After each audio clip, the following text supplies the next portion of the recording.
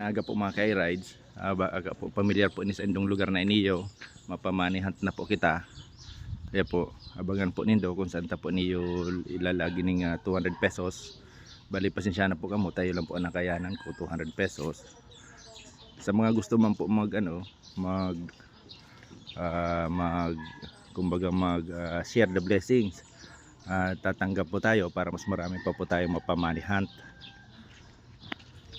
Ayan po, hahanap po tayo kung saan po pwede natin ilagay yung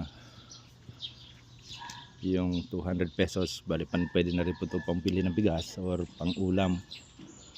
Ayan po.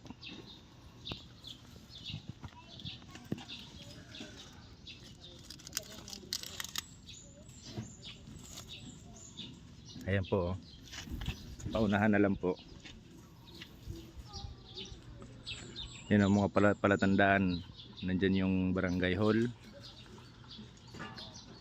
Tapos ito yung harap ng bahay nila ng mga kapatid ko.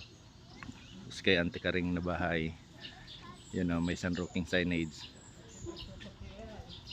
Ayan o, paunahan na lang po.